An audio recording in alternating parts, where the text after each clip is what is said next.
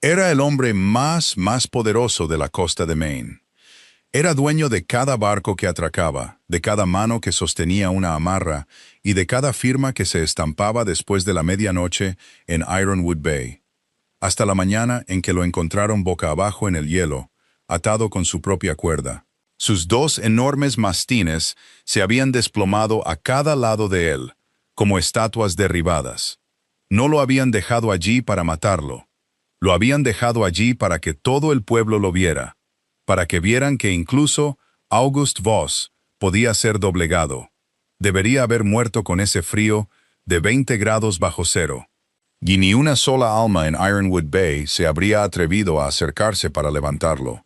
No murió porque una reportera sin dinero, que había terminado su turno a las 2 de la mañana, lo vio tirado allí. Volvía a casa caminando por el muelle, porque no podía pagar la gasolina.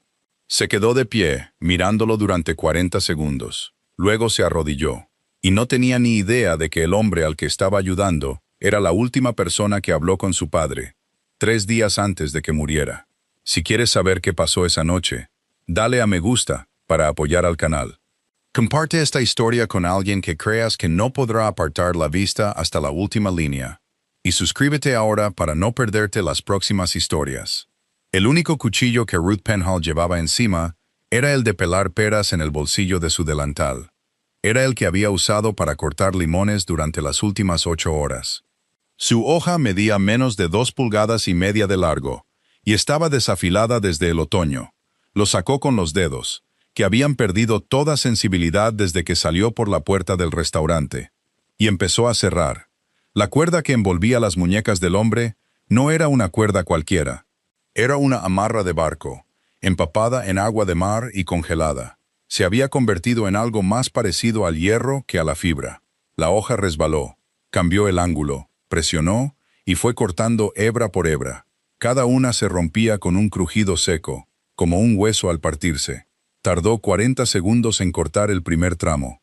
Había estado observándolo durante exactamente 40 segundos antes de eso, y ahora entendía lo que esos 40 segundos habían costado, porque cuando la última capa de cuerda se separó y su mano cayó en la nieve, vio que sus dedos se habían vuelto de un color negro purpúreo, desde el segundo nudillo hacia arriba.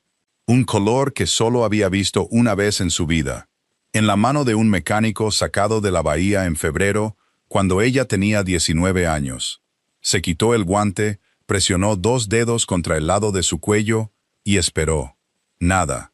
Ella movió la mano media pulgada. Seguía sin haber nada. Estaba a punto de apartarse cuando lo sintió. Un latido tan lento que pensó que lo había imaginado.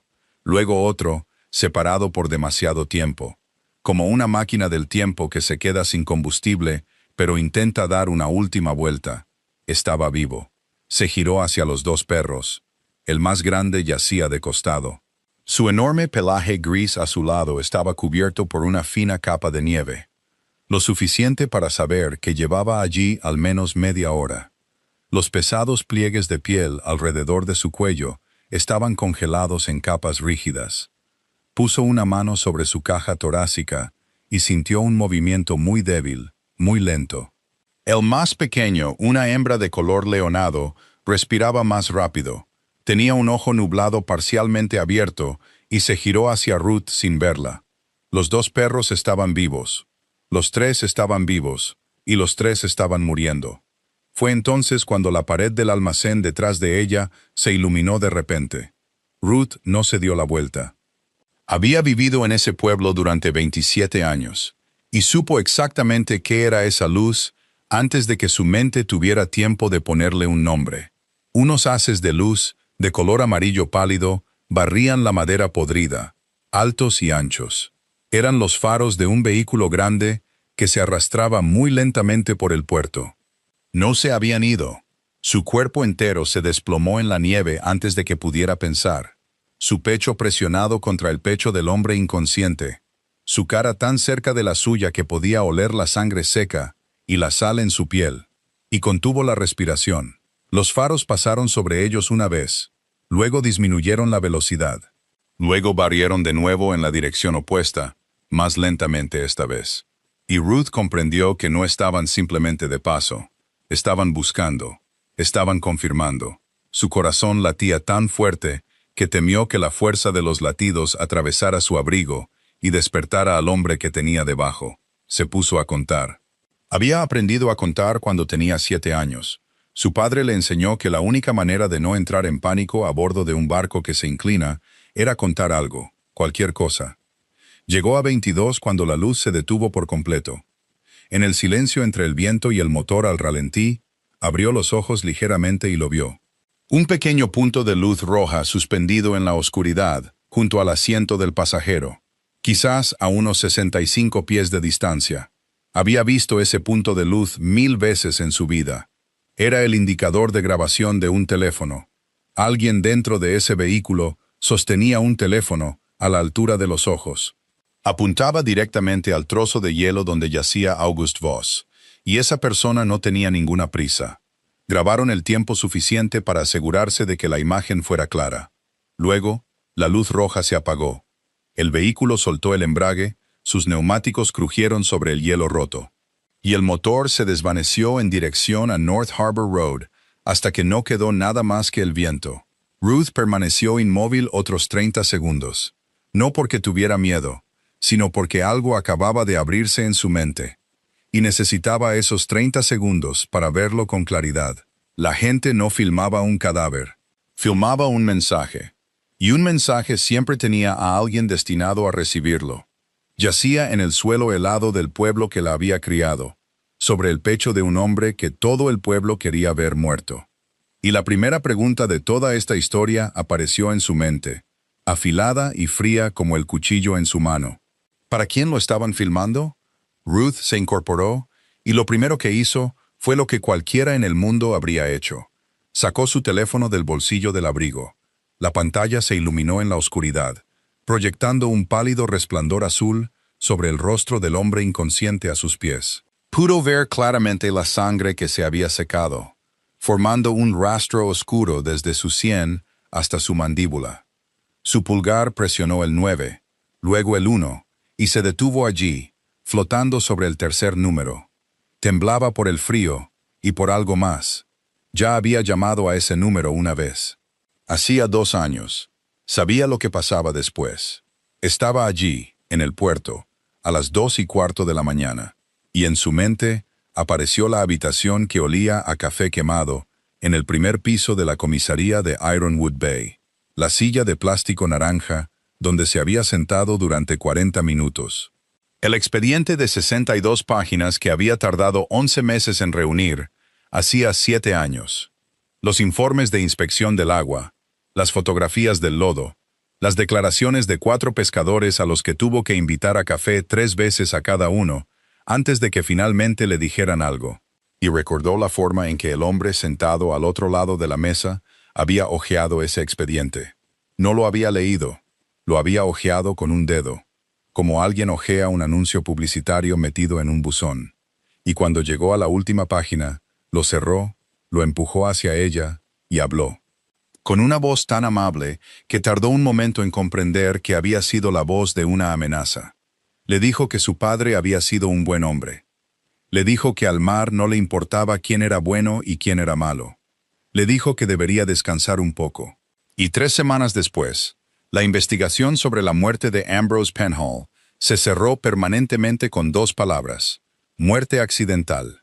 Y la firma en la esquina inferior derecha pertenecía al mismo hombre que había hojeado su expediente con un dedo. Ruth miró la pantalla. 9-1. Sabía exactamente lo que pasaría si presionaba el último número. En 7 minutos llegaría un coche patrulla. En 10 minutos alguien llamaría a otra persona. Y en 20 minutos, el todoterreno que acababa de irse regresaría. Esta vez, no para grabar nada. Llamar a ese número esta noche no significaría pedir ayuda. Llamar a ese número esta noche significaría entregar a August Voss directamente en manos de las personas que lo habían dejado tirado aquí. Y también significaría entregarse a sí misma. Porque ella era la única persona en el mundo que sabía que lo habían filmado. Y a la gente que filma cosas como esta, nunca le gusta dejar testigos. Apagó la pantalla. Volvió a guardar el teléfono en el bolsillo de su abrigo. Y ese movimiento fue lo más extraño que había hecho en su vida, porque significaba que, a partir de ese momento, a lo largo de toda esa franja de costa, no quedaba nadie a quien llamar. Solo estaba ella. El viento cambió de dirección. Levantó la cabeza y, al otro lado del puerto, a unos 1000 pies de distancia, vio una única ventana iluminada. Estaba en medio de una fila de edificios, por lo demás oscuros. La panadería de Howardin. La señora Howardin se había levantado a las 2 de la mañana, todos los días durante 40 años, para encender los hornos. Y esta noche no se había levantado sola. A través del cristal empañado por el vapor, Ruth pudo verla de pie junto a la mesa de la harina, y a su lado, subida a un taburete para ser lo suficientemente alta, estaba su nieta pequeña. Tenía ambas manitas cubiertas de harina, mientras daba forma torpemente a algo redondo. La anciana dijo algo. La niña se rió. Luego la anciana también se rió, y el calor de la cocina empañó un poco más el cristal. Y la abuela y la nieta se convirtieron en dos sombras doradas y borrosas dentro de la única ventana iluminada de Ironwood Bay. Ruth observó durante 3 segundos.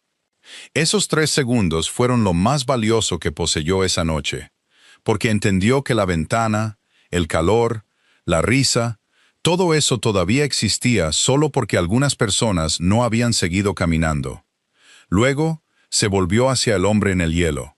Levantó la cabeza, miró a lo largo del puerto y encontró lo que necesitaba. El almacén número 7. Un techo de metal oxidado lleno de agujeros, una puerta corredera rota, abandonado desde que la industria pesquera comenzó a morir. 115 pies. Midió la distancia con los ojos y supo de inmediato que esos 115 pies serían los 115 pies más largos de su vida. Ruth Penhall pesaba 115 libras, y sabía el número con precisión porque se había subido a la báscula en el asilo de Bayside la semana anterior. Mientras esperaba que la enfermera llamara a su madre, encontró lo que necesitaba a la orilla del agua. Una lona de barco desechada, abandonada desde una temporada que nadie podía recordar.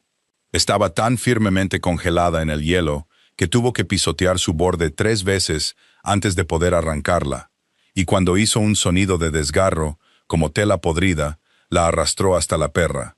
Vesper era más ligera, 128 libras, e incluso esas 128 libras fueron una batalla. Ruth deslizó sus manos bajo esa masa de carne helada, levantó, resbaló y luego levantó de nuevo hasta que la perra finalmente quedó sobre la lona. Luego envolvió los 2 extremos de la lona alrededor de sus puños y tiró. 115 pies. Avanzó 16 pies antes de tener que detenerse. Otros 3 pies y tuvo que detenerse por segunda vez. Se estaba inclinando para el tercer tirón cuando lo oyó. Un sonido detrás de ella, pesado y húmedo. Se giró y en la oscuridad vio que el perro más grande había abierto los ojos. Cota pesaba 159 libras. Nadie en el mundo podría arrastrar 159 libras a través de 115 pies de hielo. Y Ruth supo que tendría que dejarlo atrás. Lo había aceptado desde el primer momento en que lo vio. Pero el perro no la miraba a ella, miraba a Vesper. Estaba viendo cómo arrastraban a su hembra cada vez más lejos. Y algo más antiguo que el dolor, más antiguo que las drogas, más antiguo que el frío, lo puso en pie. No podía mantenerse erguido. Se arrastró, pulgada a pulgada. Sus 2 patas delanteras arañaban el hielo roto. Su enorme cuerpo gris a su lado dejaba un largo rastro tras de sí, y siguió. El instinto de la manada logró lo que la fuerza humana no pudo. Ruth lo observó durante 2 segundos, y se le hizo un nudo en la garganta por una razón que no tuvo tiempo de entender. Luego se agachó y siguió tirando. El último viaje fue para el hombre. Había esperado que fuera imposible. Pero cuando deslizó sus manos bajo sus brazos y tiró hacia arriba, él emitió un gemido muy suave, y ambos talones se clavaron en el hielo y empujaron. No estaba consciente, solo estaba suspendido en ese lugar, donde el cuerpo todavía recordaba cómo sobrevivir. Se movieron un pie a la vez de esa manera. Una persona tirando, una persona empujando. Ninguno de los dos decía nada. A los 66 pies, La mano de Ruth se deslizó en el bolsillo exterior de su abrigo y tocó algo duro, redondo y más pesado de lo que esperaba. Lo sacó por instinto, pensando que era un arma. No era un arma. Era un reloj de bolsillo. Su caja de acero estaba tan rayada que casi todo el chapado había desaparecido. La esfera de cristal estaba partida por una grieta que la atravesaba en diagonal. Le dio la vuelta bajo la luz que proyectaba la única farola del puerto que aún ardía. Estaba roto. Había estado roto durante mucho tiempo. Y alguien lo había llevado todos esos años en ese estado porque sus manecillas no se movían. No hacía tic-tac. No hacía nada en absoluto. Se había detenido a las 4:11. Ruth lo miró fijamente durante 3 segundos. No lo entendía. La gente no llevaba relojes rotos a menos que esos relojes ya no estuvieran destinados a dar la hora. Lo volvió a guardar en su bolsillo y continuó tirando. La puerta corredera del almacén número 7 se había soltado de uno de sus rodillos, pero aún se podía cerrar. Logró arrastrarlos a los 3 adentro, a las 2:51 de la mañana. Cerró la puerta, encontró un trozo de madera roto entre los escombros y lo acuñó en la entrada. Luego se apoyó en la pared de chapa, se deslizó hacia abajo y se sentó allí, respirando. Afuera, el viento comenzaba a cambiar su voz. Adentro, en un suelo de hormigón cubierto de polvo y sal, 3 criaturas vivas yacían inmóviles. Y la mujer que acababa de arrastrarlos a los 3 lejos de la muerte, se sentó a observarlos. Sus manos temblaban tanto que no podía cerrarlas en puños, y todavía no tenía idea de qué puerta acababa de abrir. Lo primero que llegó no fue un sonido, sino dolor, y August Voss se había despertado a través del dolor suficientes veces en su vida como para saber leerlo. No venía de un solo lugar, venía de ambas muñecas, donde la amarra le había carcomido la piel y dejado 2 anillos de fuego. Venía de ambos hombros. Ese dolor profundo y estúpido de las articulaciones forzadas demasiado tiempo en el ángulo equivocado. Venía de la nuca y de algún lugar por encima de su oreja izquierda, donde un vaso sanguíneo latía a su propio ritmo, lento y obstinado. No se movió, no abrió los ojos. 34 años viviendo en un pueblo donde los hombres firmaban papeles, después de la medianoche le habían enseñado que lo más caro que un hombre podía darle gratis a su enemigo era saber que estaba despierto. Así que se quedó quieto e hizo inventario.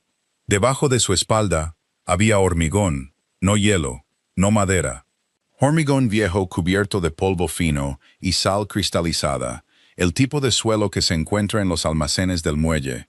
El aire olía a sal, a aceite de máquina oxidado y a cuerda podrida. No había olor a cigarrillos, ni rastro de la loción barata que los hombres de Quillian siempre usaban en exceso. Ningún motor al ralentí, ni pasos circulando cerca, ni el sonido de alguien tratando de fingir que no estaba allí. Solo estaba el viento golpeando una lámina de metal suelta en algún lugar del techo, constante y repetitivo. 3 golpes, luego silencio. 3 golpes, luego silencio. Antes incluso de abrir los ojos, concluyó que ya no estaba en sus manos. También concluyó que eso no era necesariamente una buena noticia. Abrió los ojos una fracción a la vez, como siempre hacía, permitiendo solo una estrecha rendija al principio, para que sus pupilas pudieran ajustarse a la luz que hubiera antes de permitirse ver toda la habitación. Había muy poca luz aquí. Solo un débil charco amarillo proyectado sobre el suelo a unos 10 pies de distancia. Proyectaba las largas sombras de las vigas en el techo. Y dentro de ese charco de luz, vio a Cota. El perro yacía de costado. La gran masa de su pecho gris azulado subía y bajaba tan lentamente que había que mirar de cerca para verlo. Los pesados pliegues de piel alrededor de sus mandíbulas estaban colapsados de una manera que parecía incorrecta. Su cabeza descansaba sobre el cemento, en una posición que el perro nunca había adoptado voluntariamente en sus 6 años de vida. A 3 pies de distancia yacía Vesper, la hembra, acurrucada de costado. Un ojo blanco y nublado estaba parcialmente abierto y miraba a la nada. Y fue entonces cuando llegó. No cuando sintió sus muñecas. No cuando se dio cuenta de que alguien lo había desnudado y dejado en el hielo para que todo el pueblo lo viera. La ira de August Voss No llegó por nada de lo que le habían hecho a él. Llegó cuando vio a sus dos perros tirados de mala manera, en un suelo sucio. Y llegó limpia y silenciosamente, como agua desbordándose del borde de un vaso. No caliente, no roja, solo una nueva temperatura en la que viviría a partir de ese momento. Los hombres podían derribarlo. Los hombres lo habían derribado, y él tomaría nota de ello, y pagaría la deuda en su totalidad cuando llegara el momento adecuado. Pero tocar algo que lo había seguido sin preguntar nunca por qué era un tipo diferente de deuda. Se sentó. Lo hizo en un solo movimiento, lento y controlado. Y su cuerpo le hizo pagar por ello de inmediato, pero no dejó que el coste se viera en su rostro. Sus muñecas estaban libres. Los lazos de la cuerda habían sido rotos, no desatados, sino rotos. Sus fibras estaban cerradas de forma irregular por algún tipo de hoja roma. Y registró ese hecho como si introdujera un número en una columna de un libro de contabilidad. Luego levantó la vista. A 4 metros de distancia, una mujer estaba de pie, apoyada en la pared de metal corrugado.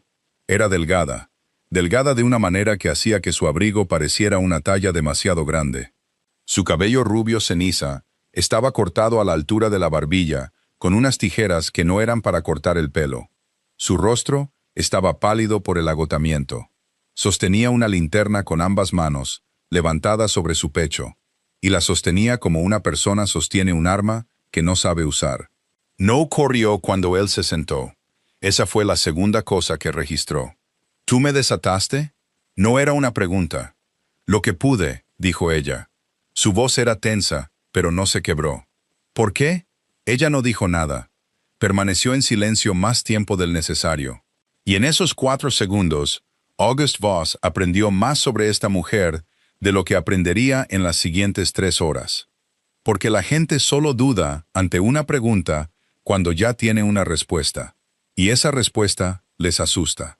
Porque estabas a punto de morir congelado, dijo ella. Esa no es la respuesta real. Ella lo miró directamente. La linterna en sus manos no bajó. No, dijo ella. Pero es la respuesta que vas a obtener. August Voss no respondió a eso. Dejó que las palabras quedaran entre ellos en el suelo de hormigón. Y en lugar de responder, miró las 2 manos que sostenían la linterna. Leía a la gente a través de sus manos. Lo había hecho desde que tenía 22 años porque los rostros se pueden entrenar, pero las manos no. Simplemente contaban toda la historia de todo lo que le había pasado a la persona a la que pertenecían. Y estas manos contaban una historia que terminó de leer en 4 segundos. Los nudillos estaban hinchados en ambas manos, hinchados simétricamente. Artritis temprana en una mujer que aún no llegaba a los 30, del tipo que solo proviene del agua fría y del movimiento repetitivo. La piel del dorso de sus manos estaba agrietada en grietas horizontales. No grietas del viento, sino del jabón industrial, del tipo barato, usado todos los días sin guantes. Sus uñas estaban cortadas hasta la carne, cortadas rápidamente, cortadas para el trabajo en lugar de la apariencia. La punta de su dedo índice derecho tenía un fino callo horizontal, donde presionaba contra el borde de una bandeja. Pero a su lado, en la articulación media de su dedo corazón, había otro callo, redondo y más antiguo, del tipo que solo se forma en alguien que ha pasado demasiadas horas escribiendo a mano durante demasiados años. Esos 2 callos no pertenecían a la misma profesión. Él levantó la vista. Sin seguro, pensó. Nadie que la ayude. Nadie en todo el mundo a quien pudiera llamar a las 3 de la mañana. Porque si lo hubiera habido, los habría llamado en lugar de arrastrar a un perro de 72 kilos a través de 35 metros de hielo, solo con su propia espalda. ¿Cómo te llamas?, dijo él. Era una pregunta que nunca hacía. Ella se quedó quieta un momento, sopesando el precio de darle algo así a un hombre como él, y luego dijo, Ruth. Él esperó, Ruth Penhall, y algo sucedió. Fue tan pequeño que cualquiera que parpadeara se lo habría perdido. No fue una reacción. Fue la ausencia de una. Un silencio que duró exactamente un latido más que un silencio ordinario. Como una máquina que sigue funcionando, pero que acaba de saltarse un ciclo. La mano que descansaba sobre su rodilla no se movió. Sus ojos no se desviaron. Pero August Voss se había detenido, y Ruth Penhall, que había pasado los últimos 2 años sentada frente a hombres que le mentían sobre su padre y aprendiendo a reconocer el momento preciso en que decidían mentir, lo vio. «¿Conoces ese nombre?», dijo ella. Él no respondió. «Acabas de detenerte. Te vi detenerte». Él siguió sin responder. Solo la miró, y su rostro volvió a ser lo que siempre había sido, plano e ilegible. El rostro de un hombre cuyo nombre nadie en la costa de Maine se atrevía a pronunciar en voz alta después de la medianoche.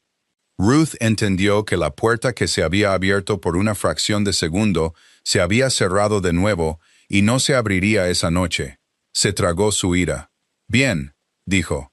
«Entonces sabes quién soy, pero no sabes a qué me dedico». «Sirves mesas en el Gull and Anchor», dijo él. «Turno de noche. Empiezas a las 6 en punto». Esta vez, la mujer vaciló. «¿Tu delantal?», dijo él, bajando la vista hacia la tira de tela que sobresalía bajo el dobladillo de su abrigo. «Y hueles a limones». Ella se cerró el abrigo. «Esa no es mi profesión», dijo. «Eso es lo que paga mi profesión. Soy reportera». August Voss exhaló un breve suspiro por la nariz. No fue una risa. Fue lo más parecido a una risa que este hombre aún poseía, y contenía algo que Ruth no pudo leer. Quizás agotamiento, quizás algo parecido a la lástima, y odió ambas cosas. «Una reportera», dijo él, «en Ironwood Bay». Pronunció las palabras lentamente, colocando cada una como si pusiera monedas sueltas en un mostrador. Luego guardó silencio. La miró durante mucho tiempo. El tiempo suficiente para que la lámina de metal suelta en el techo repitiera su ciclo de 3 golpes 4 veces completas. Y no había desprecio en esa mirada. Eso fue lo que más la inquietó. No había nada en ella, excepto un cálculo lento, como si estuviera decidiendo si decirle algo que sería cruel si se decía, e incluso más cruel si se ocultaba. Luego decidió. «Señorita Penhall», dijo, «¿sabe quién es el dueño de su periódico?». Afuera, el viento cambió de dirección una vez más, y la lámina de metal en el techo golpeó 3 veces contra un silencio que se había vuelto muy espeso. Ruth no respondió a esa pregunta. Había aprendido esa noche que este hombre lanzaba preguntas como otras personas lanzan cebo al agua, y no tenía intención de morder. «¿Quién te hizo esto?», dijo ella. Voss no respondió. En cambio, hizo algo que ella no había anticipado en absoluto. Apoyó las manos en el suelo y se arrastró lentamente. Su cuerpo de 6 pies y 3 pulgadas se movía por pura fuerza de voluntad en lugar de la fuerza que quedaba en sus músculos. Hasta que llegó al perro más grande. Luego se bajó a su lado e hizo lo más extraño de todo. Deslizó una mano bajo la mandíbula inferior de Cota, abrió la boca del perro, se inclinó y olió su aliento. Mantuvo esa posición durante 4 segundos. Luego soltó la mandíbula del perro, apoyó la palma de la mano en ese enorme pecho gris a su lado por un momento y volvió a sentarse. Su rostro no cambió, pero el aire dentro del almacén sí, y Ruth lo sintió recorrer su espina dorsal antes de entender por qué. «No pudieron derribarme», dijo Voss. Su voz era perfectamente tranquila. Y fue esa calma lo que hizo que lo que siguió fuera tan aterrador. «Derribaron a mis perros», explicó. No para que ella lo entendiera, sino porque necesitaba oír las palabras en voz alta una vez antes de poder creerlas él mismo. Juntos, los 2 mastines pesaban casi 290 libras. Nadie podía acercarse a él mientras estuvieran de pie. Ni 4 hombres, ni 6, podrían haberlo atado con su propia cuerda de ancla, mientras Cota aún respiraba. Así que los perros tuvieron que caer primero. Y los perros no habían caído por una paliza. Lo había olido en el aliento de Cota. Esa dulzura persistente adherida a la parte posterior de su lengua. El tipo de olor que un hombre que había pasado 34 años en los muelles aprende a reconocer muy pronto. Drogas en la comida. Y ahí fue donde todo se rompió. Porque la comida de Cota y Vesper no se compraba en una tienda. Se mezclaba en un solo lugar, en la pequeña cocina detrás de la oficina del puerto, todas las mañanas. Y durante los últimos 10 años, exactamente 3 personas en la tierra habían puesto sus manos en ese cubo. Voss nombró a los 3 lentamente, como si leyera de una lista que había memorizado hace mucho tiempo, y que nunca imaginó que un día tendría que recitar de esta manera. El primero había trabajado para él durante 11 años, el segundo durante 13. El tercero era el hombre que lo había sacado de un coche que se hundía en el muelle este en 2017. Nadie de fuera podía tocar ese cubo, dijo Voss. Se miró la mano, a la que le faltaba una falange del dedo meñique, y pronunció las siguientes palabras con la voz de un hombre que se aplica un bisturí a su propia carne, lo que significa que esto no empezó ahí fuera. Empezó dentro de mi propia casa. Ruth se quedó completamente quieta. Comprendió de inmediato la magnitud de lo que acababa de decirse, y comprendió que este hombre había expuesto ante ella la única herida que no podía cerrar. Uno de los suyos lo había vendido. Fue entonces cuando Vesper se movió. La perra se levantó del hormigón, lenta y torpemente, y no fue hacia su amo. Fue hacia Ruth. Voss no la llamó, solo observó. La perra se detuvo a medio metro de distancia, levantó su hocico de pliegues pesados y olfateó la mano colgante de Ruth. La mano todavía manchada con la propia sangre de la perra de cuando Ruth la había arrastrado por el hielo. Olfateó 2 veces. Luego se acostó, apoyó todo su cuerpo de 128 libras sobre la punta del zapato de Ruth y soltó un largo suspiro. Detrás de ella, Cota había levantado la cabeza y estaba observando. El perro más grande se detuvo allí. No se acercó, no gruñó, simplemente se volvió a tumbar. Voss lo registró en silencio, con precisión, como si introdujera un número en una columna de un libro de contabilidad que solo él sabía que existía. Sus perros nunca se habían equivocado. ¿Quieres saber quién hizo esto?, dijo él. Ya lo sabes. Simplemente no te has atrevido a decirlo en voz alta. Luego pronunció el nombre, Thaddeus Quillian. Ruth sintió que la sangre se le iba del rostro.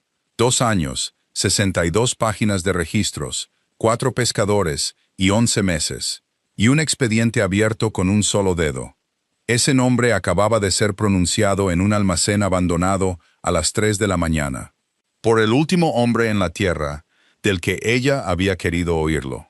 Entonces nos cubriremos las espaldas el uno al otro, dijo Voss. Yo no trabajo para usted. Lo sé, respondió él. Esa es la única razón por la que esto puede funcionar. La chapa del techo había cambiado de ritmo. Ruth se dio cuenta antes de darse cuenta de que estaba escuchando. El ciclo de 3 golpes seguido de una pausa se había convertido en un traqueteo continuo, sin silencio entre ellos. Y hacia el oeste, a lo largo del estrecho espacio, bajo la puerta corredera, el viento ya no venía en ráfagas. Se había convertido en una corriente constante, más fría, más pesada.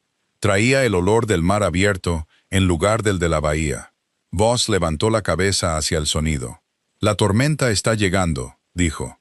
No lo dijo como la gente se queja del tiempo, lo dijo como un contable leyendo una línea de un balance.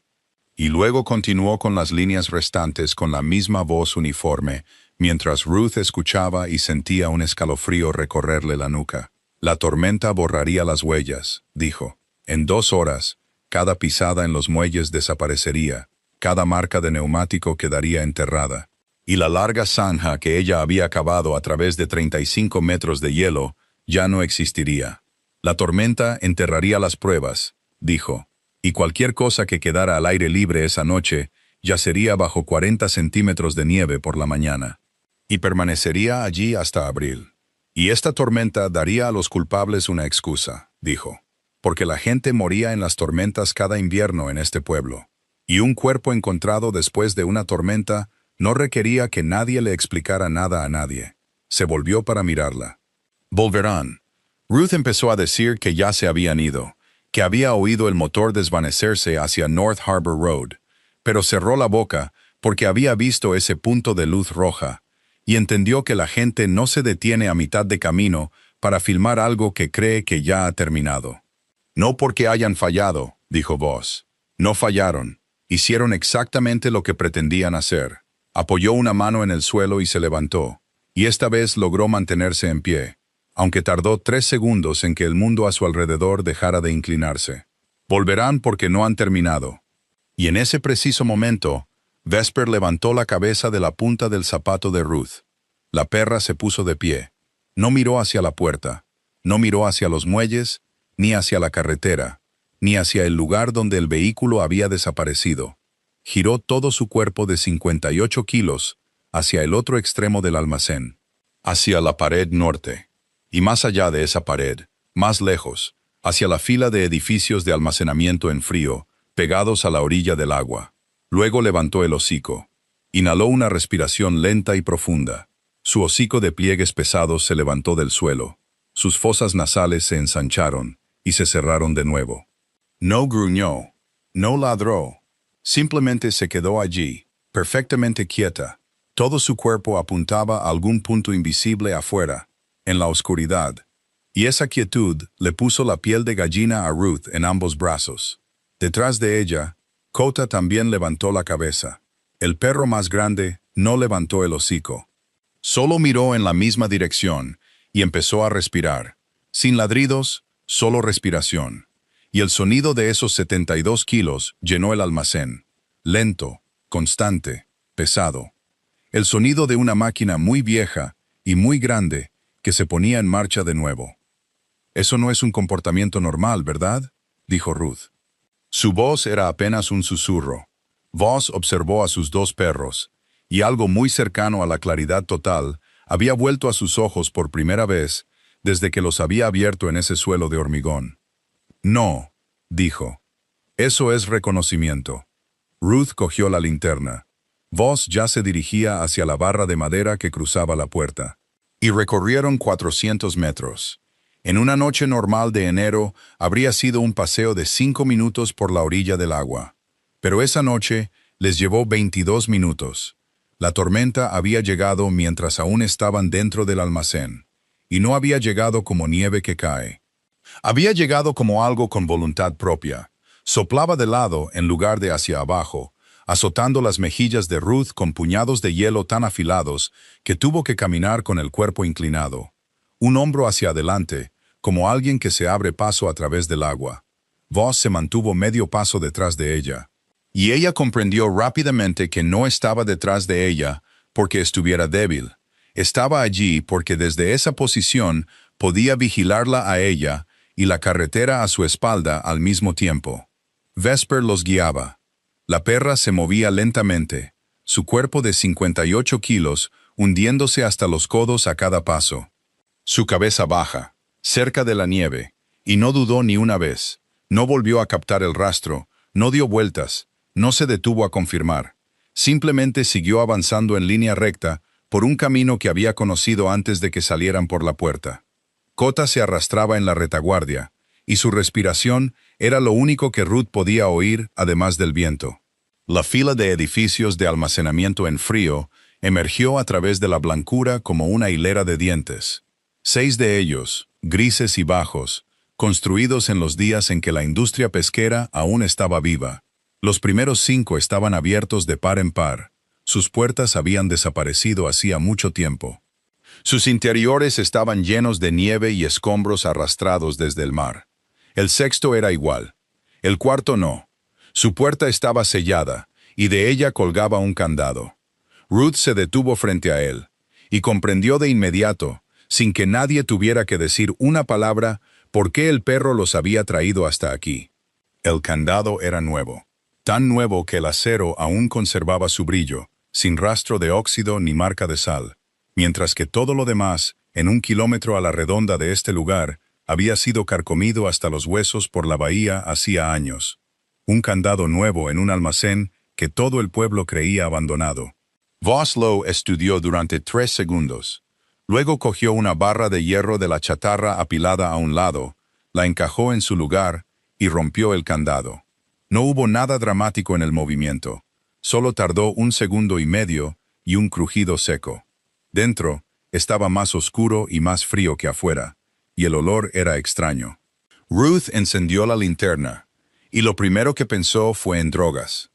Porque eso era en lo que todos en Ironwood Bay pensaban cuando oían el nombre de August Voss. Estaba equivocada. Había bidones de plástico azul apilados en 3 filas de 9 cada una. Dentro había lodo, nada más que lodo. Gris y espeso, con olor a tierra y agua de río. Se quedó allí mirándolo, sin entender nada, durante exactamente 4 segundos. Luego vio la etiqueta en la tapa y todo el mundo dentro de su mente dio un vuelco. Código de identificación, coordenadas, fecha de muestreo. Y esas coordenadas pertenecían al canal de dragado al sur de Ironwood Bay. El canal que había fotografiado 62 veces. El canal que había consumido 11 meses de su vida. Pero el lodo dentro de este bidón no era lodo de ese canal. El lodo de allí olía a metal. El lodo de allí, cuando había hundido la mano en él 2 años antes, le había dejado una película en la piel que necesitó 3 lavados para quitar. Esto era lodo de río, limpio, inofensivo, tomado de otro lugar, empaquetado en bidones, etiquetado y almacenado aquí, para esperar el día en que los funcionarios estatales vinieran a recoger muestras. 27 bidones, 27 registros medioambientales impecables, fabricados dentro de un edificio de almacenamiento en frío abandonado, para demostrar que esta bahía todavía estaba sana mientras moría. Ruth levantó la vista. Voss no explicó nada, solo miró las filas de bidones y pronunció 3 frases. Hace 7 años, empezaron a matar esta bahía. Los peces murieron. El valor de las propiedades se desplomó. Volvió a colocar la tapa en el bidón con el talón de la mano. Ahora han venido a cobrar. 7 años. Ruth se quedó helada dentro de ese edificio de almacenamiento en frío, con el lodo aún cubriendo su mano. Y el número la golpeó como un puño, porque 7 años atrás fue el año en que su padre salió al mar por última vez. Estaba a punto de hablar cuando Voss se alejó. Cruzó a la esquina noreste del almacén, donde una pared se encontraba con la otra. Se agachó y deslizó un trozo de zócalo a un lado con 2 dedos. Con el movimiento practicado de un hombre que lo había hecho no menos de 50 veces. Dentro del espacio hueco de la pared había un bulto envuelto en tela encerada. Lo abrió. Dentro había una pistola, limpia, seca y aceitada. Ruth la miró, luego a él. ¿Se preparó para este día?, dijo ella. Voss volvió a doblar la tela con cuidado y la guardó en el bolsillo de su abrigo. «Me preparo para cada día», dijo. «Por eso sigo vivo». Ruth se volvió hacia las filas de bidones, e hizo lo que 7 años de periodismo le habían enseñado a hacer antes que nada. Sacó su teléfono para fotografiarlos. Logró tomar 4 fotos. En la quinta, la pantalla mostró las palabras con las que había vivido durante 2 años. Almacenamiento lleno. Empezó a borrar. Borró 20 fotografías, luego 30. Y el círculo seguía girando mientras la batería marcaba el 11% dentro de un almacén a 10 grados bajo cero. Y comprendió que probablemente le quedaban 6 minutos antes de que el teléfono muriera por completo. Necesitaba algo más, y sabía que tenía algo más. Metió la mano en el bolsillo interior del pecho de su abrigo, el bolsillo que había cosido con hilo negro el otoño anterior, y lo sacó, una grabadora de voz de mano. La carcasa de plástico negro había amarillado por los bordes. Una grieta recorría el lado derecho, y alguien había cubierto esa grieta con una tira de cinta aislante azul. Aplicada con mucho cuidado, su borde cortado perfectamente recto. Ruth la sostuvo en la palma de su mano y se quedó inmóvil. No era suya. Había pertenecido a su padre. Ambrose Penhall la había comprado en una tienda de segunda mano en North Harbor Road durante algún invierno que ya no podía recordar, y la había usado para grabar pequeñas tonterías, coordenadas de cuadrícula, precios del combustible, los nombres de las personas que le debían dinero. Y una vez, sin avisarle, la había grabado cantando cuando tenía 8 años. Luego lo reprodujo para toda la familia durante la cena, y se rió hasta que las lágrimas le corrieron por la cara mientras ella se sentaba allí, sonrojada. Él había colocado esa cinta aislante azul allí con sus propias manos. Se la devolvieron con su cartera, sus llaves y un mechero dentro de una bolsa de plástico con cordón en la recepción de la policía del puerto hacía 7 años. La había guardado durante 7 años. La había llevado en 3 mudanzas. La había colocado en su mesita de noche todas las noches. Y en todos esos 7 años, ni una sola vez se había atrevido a encenderla. No sabía por qué. Era reportera. Había reproducido miles de grabaciones de otras personas, pero no esta. Porque mientras no la encendiera, aún podría contener cualquier cosa. Y una de las cosas que podría contener era su voz. Su dedo descansaba sobre el botón de encendido. Lo presionó. Se encendió una luz verde. Todavía tenía batería después de 7 años. Y ese pequeño e insignificante detalle casi la hizo caer de rodillas donde estaba. Una sola línea apareció en la pequeña pantalla. Tarjeta de memoria llena. Por supuesto. Abrió la lista de archivos para borrar algo, y las entradas aparecieron numeradas y fechadas, ordenadas de la más antigua a la más nueva. Se desplazó hacia abajo. Pasó marzo, abril y mayo. Luego su dedo se detuvo. El último archivo, fechado en julio, 7 años antes. Ruth miró la fecha y contó hacia atrás en su cabeza, y llegó a 3. 3 días antes de que el Marrow zarpara de la bahía y nunca regresara. Presionó reproducir por reflejo. Pensaría en ese momento por el resto de su vida, sobre la verdad de que no había tomado ninguna decisión en absoluto. Que 7 años de miedo habían terminado con un movimiento de su dedo que ni siquiera se había dado tiempo de permitir. Había viento, había el sonido de un pequeño motor funcionando en algún lugar lejano. Luego estaba la voz de su padre. Ruth Penhall, de 27 años, estaba de pie dentro de un edificio frío durante una ventisca en Ironwood Bay, y escuchó a su padre hablar por primera vez en 7 años. Su voz era más profunda de lo que recordaba. Sostenía la grabadora, llamando al marido de alguien, y había empezado a grabar antes de marcar el número.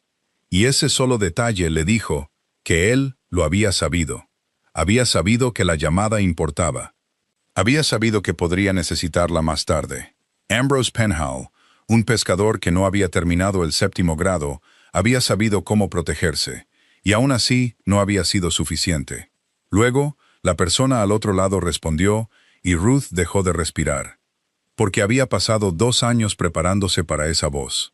La había oído en la radio local, durante las reuniones de la Comisión del Puerto, en el vídeo de la inauguración del muelle turístico en 2021. Esa voz cálida y familiar que pronunciaba discursos públicos. Se había preparado para la voz de Thaddeus Quillian.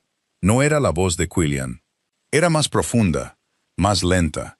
Era la voz de un hombre que nunca necesitaba levantarla porque cada habitación ya se había quedado en silencio para él. Era la voz de August Voss, 7 años más joven. Señor Penhall, ¿entiende lo que me está pidiendo que haga? Le estoy pidiendo que haga lo correcto. Solo una vez. Un silencio. Lo correcto hará que lo maten. Entonces que me mate. La grabación terminó. Ruth levantó lentamente la cabeza. El hombre estaba a 2 metros de distancia. La estaba observando. La había estado observando desde la primera palabra, y no había nada en su rostro. Ni negación, ni explicación, ni siquiera sorpresa. Y ese vacío la heló más profundamente que el frío dentro del edificio. Había arrastrado 35 metros por el hielo y salvado la vida de la última persona que había hablado con su padre. El hombre que le había dicho a su padre que hacer lo correcto lo mataría, 3 días antes de que lo hiciera. Ruth Penhall, de pie allí con la grabadora de su padre en la mano, no sabía si acababa de salvar al hombre que había intentado advertirle o al hombre que lo había vendido. Cota respiró. El perro grande se había levantado en la puerta del almacén y el sonido de su respiración llenó todo el espacio. Lento, constante, pesado. «Muévete», dijo Voss. «Ahora». Dejaron el edificio de almacenamiento en frío y se dirigieron de nuevo hacia la presa de Hollow Creek, porque Voss dijo que era la única salida del puerto sin pasar por North Harbor Road, y Ruth lo siguió con la voz de su padre, aún llenando su mente. Recordaría ese detalle más tarde, el hecho de que había caminado hacia el lugar más peligroso de su vida sin apenas estar presente. La tormenta ya no era clima, se había convertido en una criatura viva, tenía un ritmo de respiración, tenía intención, se tragaba cada sonido en su vientre y lo liberaba en otro lugar. Y la visibilidad se había reducido a 6 metros. Un círculo de blanco lechoso que se movía con ellos y se negaba a revelar nada más allá de su borde. El primer disparo vino de arriba y fue alto. Ruth lo oyó rasgar el aire en algún lugar sobre su cabeza y se congeló por medio segundo. Y en ese medio segundo, Voss la había agarrado por el cuello del abrigo y la había arrastrado detrás de un tronco de cedro caído que cruzaba la ladera. Aterrizó boca abajo en la nieve. Voss no levantó la vista. Se tumbó de lado, con una mano sujetando firmemente su hombro contra el suelo, e inclinó la cabeza y contó. Ruth lo vio contar y comprendió que no estaba contando disparos, estaba contando sus ecos mientras rebotaban entre las dos paredes de la presa. Y por el retraso entre esos ecos, estaba leyendo algo que ella no tenía la capacidad de leer. 4, dijo él. ¿4 qué? 4 armas. Le soltó el hombro. Quédate aquí. No te muevas a menos que yo te jale. Luego se fue. No corrió. Eso fue lo que Ruth no pudo entender durante los siguientes 10 minutos. El hecho de que el hombre nunca corrió un solo paso. Se deslizó hacia la orilla del agua, usando el sonido del arroyo medio congelado para ocultar sus pasos. Y se movió con el ritmo de un hombre que tenía toda la noche de sobra. Más tarde, le diría que la prisa mataba a la gente, que los hombres apurados hacían ruido, y el ruido le daba al enemigo coordenadas por las que deberían haber sido obligados a pagar. Ruth sacó su teléfono. 11%. Empezó a grabar, lo apoyó contra la horquilla de una raíz, apuntó la lente hacia la ladera y lo dejó funcionando, porque era lo único en el mundo que sabía hacer, y porque a partir de ese momento comprendió que lo único capaz de matar a Thaddeus Quillian no era una pistola, sino un archivo. La grabadora de su padre descansaba dentro del bolsillo de su pecho, silenciosa y apagada, presionada contra sus costillas durante toda la pelea. Arriba de ella, Voss cogió una piedra, la lanzó con fuerza y lejos, hacia la izquierda. Golpeó el tronco de un arce y sonó como un paso.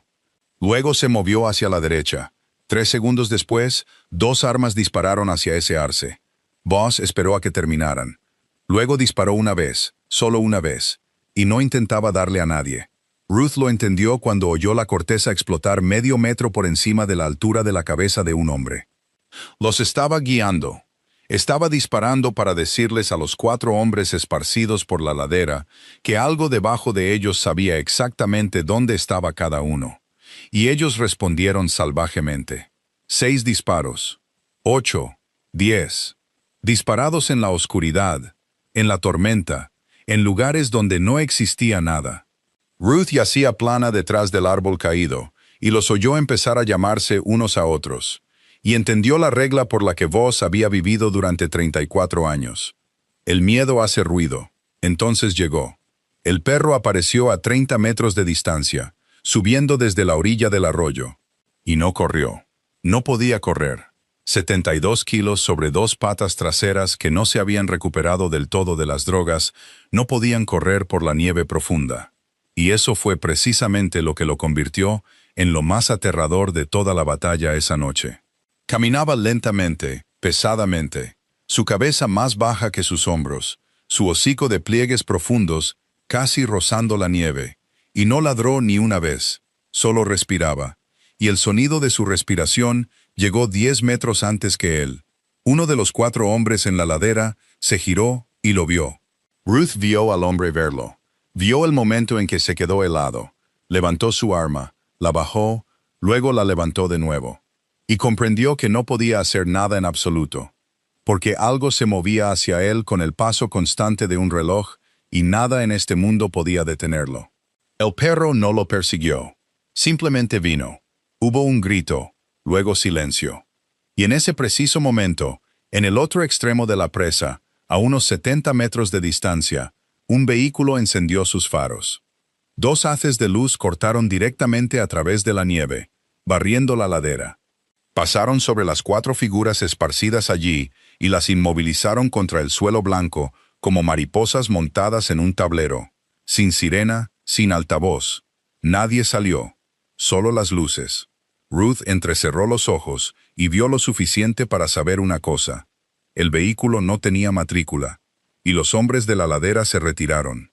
Se retiraron de inmediato, limpiamente, sin pánico. Se movían en 2 parejas, retrocediendo en un patrón de zigzag hacia el bosque, antes de desaparecer en la blancura en 40 segundos. No corrían porque tuvieran miedo. Ruth yacía allí y observó la forma en que se retiraban, y comprendió la fría verdad.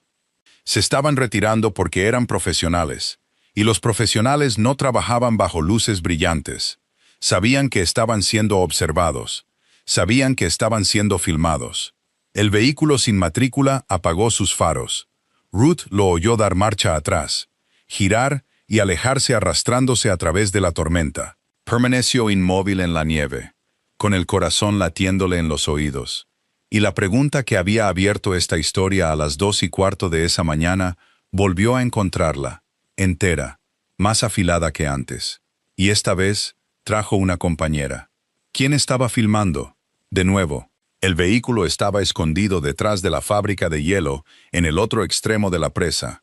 Una camioneta gris había estado allí desde el otoño, y Ruth entendió que también pertenecía al sistema de cosas que él había escondido por todo el puerto durante los últimos 10 años, como la pistola dentro de la pared hueca.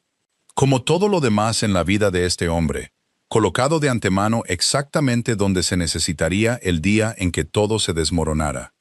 El interior era estrecho. Los dos perros llenaban todo el asiento trasero. Cota yacía sobre la mitad del cuerpo de Vesper, y la camioneta olía a pelo mojado, sangre, pólvora y sal. Voss no arrancó el motor. Arrancarlo significaba gases de escape, y los gases de escape en una tormenta se podían ver desde 300 metros de distancia. Así que se sentaron allí en la oscuridad, sin calefacción, y la nieve comenzó a cubrir lentamente el parabrisas capa por capa, hasta que todo el mundo exterior se convirtió en nada más que una cortina blanca a medio metro de sus caras. Y Ruth Penhall, que lo había contenido todo durante los últimos 40 minutos para poder seguir viva, dejó de contenerlo. «Estuviste allí», dijo, «3 días antes de que mi padre muriera. ¿Hablaste con él?» «Sí, sin dudarlo, ni siquiera una centésima de segundo. Fue la velocidad de la respuesta lo que la desequilibró. Porque se había preparado para una negación. Se había preparado para 3 capas de defensa y ya había construido las preguntas que romperían cada una. Y él las había barrido todas con una sola palabra. «¿Advertiste a Quillian?» «No». «¿A quién advertiste?» «A nadie». «Entonces, ¿por qué murió?» Voss no giró la cabeza. Se sentó erguido detrás del volante, con ambas manos apoyadas en los muslos. Miraba fijamente la nieve que se espesaba en el parabrisas, a algo que no ofrecía nada que mirar. Y habló con la misma voz uniforme que había usado para describir la tormenta dentro del almacén. «Porque le dije a tu padre que lo mataría». Una pausa. Y tenía razón. No quedaba ningún sonido dentro de la camioneta, excepto la respiración de Cota desde el asiento trasero. Ruth podía oír la sangre corriendo por sus oídos. «¿Quieres que me disculpe por tener razón?», dijo él. Ella quiso golpearlo. Lo vio claramente en su mente. Su mano entera, el golpe, la forma en que su cabeza se giraría hacia un lado. Y también vio lo que pasaría después. Él no haría nada. Simplemente se volvería y la miraría. Y ella tendría que vivir con esa mirada. Quiso abrir la puerta y volver caminando a Ironwood Bay a través de la tormenta, 8 kilómetros, y sabía que moriría al 3er kilómetro, e incluso eso no sonaba tan terrible en ese momento. Hizo ambas cosas en su mente. No hizo ninguna en el mundo exterior. Se sentó perfectamente quieta, con sus manos agrietadas apretadas fuertemente en su regazo, y dijo lo único que le quedaba. «Podrías haberlo ayudado». Y él dijo, «Sí, no lo hice». Ruth se giró bruscamente hacia él, esperando el resto. Esperando la parte que todo hombre que había entrevistado en su vida siempre daba precisamente en este momento. La parte que empezaba con pero.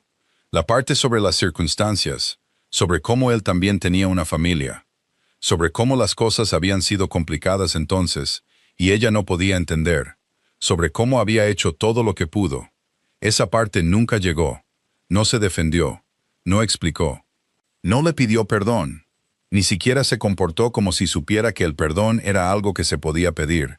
Simplemente se sentó allí y permitió que la frase yaciera entre ellos, desnuda, sin vendar, exactamente como era. Y Ruth entendió algo que le hizo querer gritar. No podía odiarlo adecuadamente. Porque el odio necesitaba una excusa. El odio necesitaba una mentira a la que aferrarse, una cobardía que señalar, una justificación que destrozar. Este hombre no le dio ninguna de esas cosas. Puso su culpa sobre la mesa, entera y sin envolver, y le dijo que hiciera con ella lo que quisiera. Durante 7 años había construido un monstruo en su mente para tener algo que despreciar. Y ahora, el monstruo estaba sentado a medio metro de distancia, admitiéndolo todo, y no dándole nada que pudiera despreciar. Afuera, el viento volvió a cambiar de dirección. Voss se movió. Metió una mano en el bolsillo de su abrigo y sacó algo. Y Ruth lo reconoció de inmediato, porque ella misma lo había sostenido 4 horas antes en el hielo del puerto. El reloj de bolsillo. Su caja de acero estaba rayada y una grieta diagonal atravesaba su esfera de cristal. No lo abrió.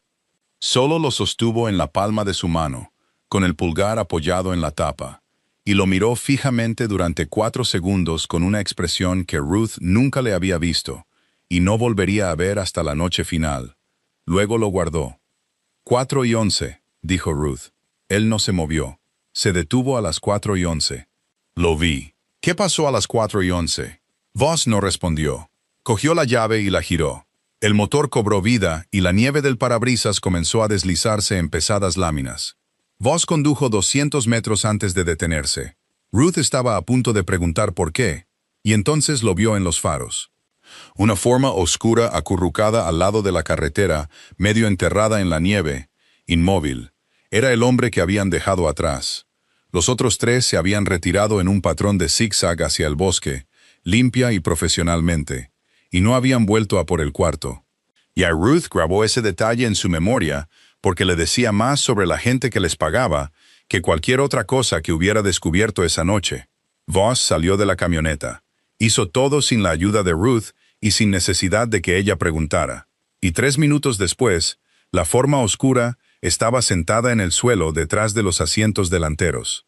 Ambas muñecas atadas con una brida de plástico sacada de su propia mochila. Su espalda presionada contra la puerta mientras Cota yacía a 40 centímetros de distancia, sin gruñir ni respirar. Todo el cuerpo del hombre estaba rígido como un alambre tenso. Voss cogió la mochila, la puso delante y la abrió. No había mucho dentro. Un disco duro externo, negro y sin etiqueta, sellado dentro de una bolsa resistente a la humedad con cremallera. Un juego de mapas doblados en cuartos e impresos en papel grueso, del tipo que la gente usa solo cuando no quiere que exista una copia electrónica en ninguna parte. Y una grabadora de voz, un modelo barato con carcasa de plástico gris y una pequeña luz roja parpadeando en la esquina superior. Todavía estaba grabando. Ruth miró fijamente esa luz roja y sintió que su piel se enfriaba una vez más, porque esta era la segunda luz roja que había visto esa noche. Voss presionó rebobinar, esperó 3 segundos y presionó reproducir. Una voz llenó la camioneta. Era cálida. Eso fue lo primero que pensó Ruth, y le dio náuseas. Era la voz de un hombre de 61 años, que había estado en podios pronunciando discursos de inauguración durante 3 mandatos. La voz que había ofrecido la despedida final en el Memorial de los Pescadores Perdidos en esta bahía en 2019. La voz que había oído en la radio mientras lavaba los platos en el Gull and Anchor y que se había visto obligada a apagar.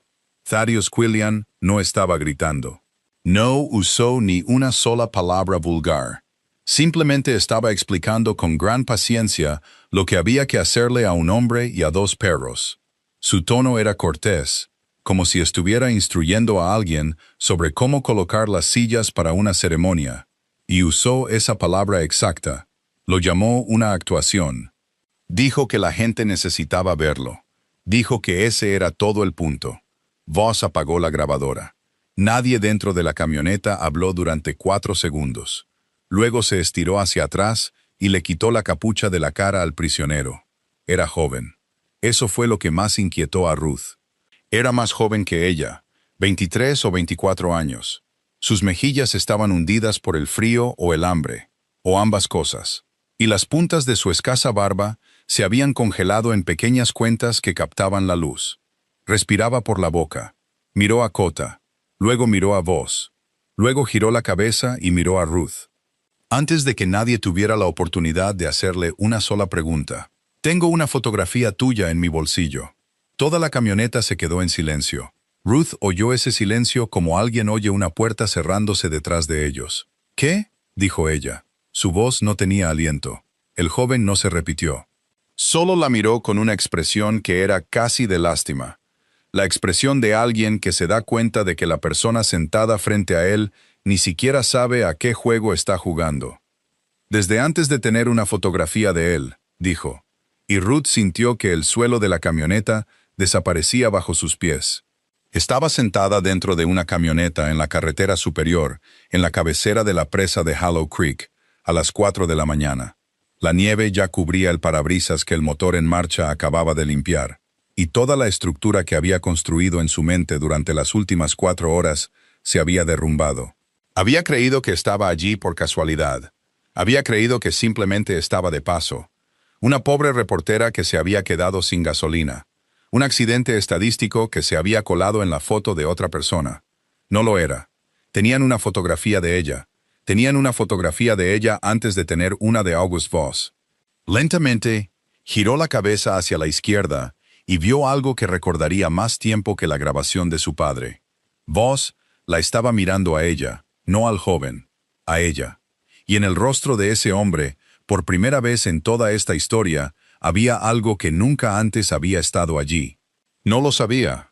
El hombre que había leído su profesión en sus manos, que había contado pistoleros a través de los ecos. El hombre que durante 10 años había sabido todo lo que sucedía en esta costa después de la medianoche. Estaba sentado allí sin entender lo que acababa de pasar. Por primera vez, August Voss no era la persona que más sabía en la habitación. Nadie dijo nada más. La tormenta golpeaba las puertas de la camioneta. Entraron en el pueblo desde el oeste casi a las 5 de la mañana. Y Ironwood Bay apareció a través de la tormenta en fragmentos un tejado, un poste de servicios públicos, la luz amarilla intermitente en la intersección de North Harbor Road, que nadie había reparado nunca. Voss tenía la intención de rodear la fila de almacenes, pero no pudo, porque alguien estaba de pie al final de la calle. Una mujer. Estaba de pie bajo la única farola que aún ardía, sola en medio de la tormenta, sin vehículo, sin equipo, ambas manos metidas en los bolsillos de un largo abrigo de color carbón, y no se movió cuando los faros barrieron su rostro. Simplemente se quedó allí y esperó. Con la postura de alguien que había estado esperando en ese lugar durante mucho tiempo y había calculado con precisión que pasarían por aquí. Voss detuvo la camioneta. Ruth miró a través del parabrisas y la reconoció. No la reconoció por un expediente, ni por una fotografía, ni por un nombre. La reconoció por la mesa número 9. La mesa de la esquina junto a la ventana. La que tenía vistas a las 2 entradas del Gull and Anchor. Todos los martes por la noche. Llegaba a las 8:15. Pedía bacalao a la plancha, patatas cocidas, sin alcohol, un vaso de agua sin hielo. Leía un libro de bolsillo sin pasar nunca de las 5 páginas. Se sentaba durante exactamente 1 hora y 40 minutos, pagaba en efectivo y dejaba una propina de exactamente el 20%. Ni un céntimo más, ni un céntimo menos, calculado hasta la última fracción. Ruth se había parado junto a esa mesa y le había preguntado si necesitaba algo más 47 veces. Contó el número en 3 segundos, porque 47 semanas era exactamente el lapso desde el septiembre pasado hasta ahora, y no se había perdido ni una sola noche de martes. Abrió la puerta de la camioneta y salió a la nieve. «Señorita Penhall», dijo la mujer. «¿Quién es usted?», preguntó Ruth, aunque ya lo sabía. «Priya Ravenel, Oficina Federal de Investigación». No sacó su identificación. No lo necesitaba. «¿Cuánto tiempo lleva aquí?» «11 meses». Ruth se quedó inmóvil. 11 meses. 47 noches de martes. 47 veces le había servido agua a la mujer. 47 veces le había preguntado cómo estaba el pescado. Y una vez, en noviembre, cuando a Ruth se le cayó toda la bandeja de vasos porque tenía las manos entumecidas por el frío, esta misma mujer se había agachado para ayudarla a recoger los trozos rotos, y le había dicho que no pasaba nada con la voz de una amable desconocida. Se sentó en mi restaurante durante 11 meses, dijo Ruth. Oyó todo lo que la gente decía dentro de ese lugar. Sí, está investigando a Quillian, y Ravenel hizo algo que Ruth recordaría por el resto de su vida. Permaneció en silencio durante exactamente un latido. Solo uno. El mismo latido que la propia Ruth había captado en August Voss 4 horas antes, cuando había pronunciado su apellido. No, dijo Ravenel. Miró por encima del hombro de Ruth, hacia la camioneta, al hombre sentado en silencio detrás del volante. Lo estoy investigando a él. El mundo se inclinó ligeramente bajo los pies de Ruth Penhall. Porque dentro de los bolsillos de su abrigo en ese momento había un disco duro, un juego de mapas, una grabadora de voz barata que contenía la voz de Thaddeus Quillian, y un teléfono con un 8% de batería restante que había grabado los 20 minutos anteriores en la presa de Hollow Creek, incluyendo imágenes de un hombre llamado August Voss, disparando un arma en la oscuridad. Sostenía exactamente el arma que podía destruir al hombre que acababa de salvarle la vida, y comprendió de inmediato por qué esta mujer estaba de pie bajo la farola, sola en la tormenta, sin vehículo. No había venido a arrestar a nadie. Había venido a recibir una entrega. ¿Sabía lo del lodo?, dijo Ruth. No era una pregunta. Ravenel no lo negó. Esa fue la peor parte. Lo sabía, dijo. 7 años, Ruth oyó su propia voz quebrarse en medio de las palabras. Lo supo durante 7 años. Lo permitió. Como mi informante, dijo Ravenel. Su voz era tan plana como el hielo de la bahía, sin una onda, sin el más mínimo indicio de estar a la defensiva. Él es la única puerta a esa organización. Sin él, no habríamos tenido nada durante los últimos 11 años. Ni un nombre, ni una cuenta, ni un envío. ¿Cuántas opciones cree que tenía? Mi padre murió por ese lodo. Y la mujer no apartó la mirada. Miró directamente a Ruth y dijo, «Conozco el nombre de su padre, señorita Penhall.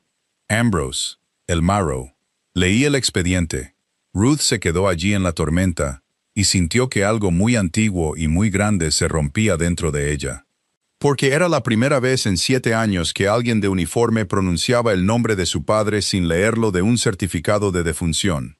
Ella lo sabía, siempre lo había sabido, y se había sentado en la mesa número 9 cada martes por la noche, dejando una propina del 20% mientras lo sabía.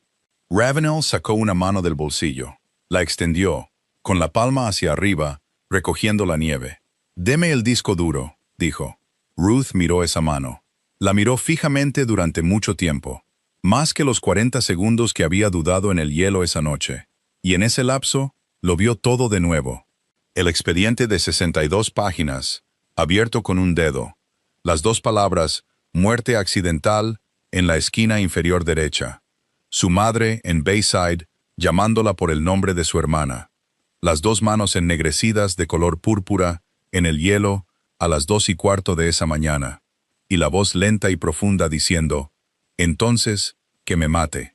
Luego levantó la cabeza. No se lo entregó. Priya Ravenel no lo siguió. Simplemente se quedó bajo la farola y observó cómo la camioneta daba marcha atrás, giraba y se alejaba arrastrándose hacia el este. Y el hecho de que no lo siguiera fue más aterrador que si lo hubiera hecho, porque significaba que no lo necesitaba. Voss condujo hasta el callejón detrás de la conservera abandonada y apagó el motor. No dijo nada durante 2 minutos. Luego dijo, «Dame el disco duro». Ruth se rió. El sonido se le escapó antes de que pudiera detenerlo, corto y seco, sin el más mínimo rastro de diversión. «¿Tú también?» «No como ella». «Entonces, ¿en qué es diferente?» Y él le contó su manera, con esa misma voz firme, mientras Ruth escuchaba con un escalofrío recorriéndole la espina dorsal, porque no era una amenaza, era un plan. Tenía los nombres de las 3 personas que preparaban la comida de los perros.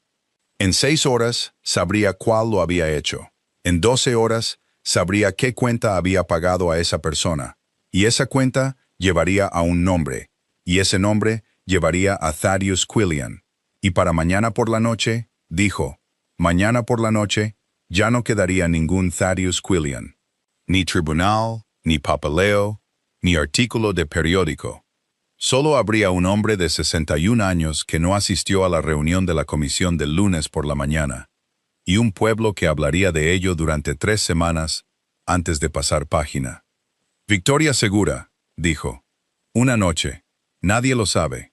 No, dijo Ruth. Él se giró para mirarla. Señorita Penhall, su manera lleva 6 meses, si funciona. Y puede que falle. Sí. ¿Entiende cuánto dinero tiene? Lo entiendo. ¿Entiende que durante esos 6 meses puede comprar a cualquiera que se interponga entre él y usted? Lo entiendo. Entonces, ¿por qué? Ruth Penhall se sentó dentro de esa camioneta helada, con sus manos agrietadas apoyadas en los muslos, y le dijo algo que no le había dicho a nadie en 7 años. Tu manera lleva una noche, dijo. Tú ganas. Quillian desaparece. Y a la mañana siguiente, mi padre sigue siendo un pescador que se ahogó en el registro oficial. 2 palabras. Muerte accidental, en la esquina inferior derecha. Para siempre. Se giró para mirarlo. Mi madre está en Bayside. No me recuerda. Algunos días recuerda a mi padre. Y en esos días, me pregunta por qué fue tan descuidado. Me pregunta por qué salió cuando el mar estaba agitado. Me lo ha preguntado 4 veces este año, y las 4 veces tuve que sentarme allí y mirarla.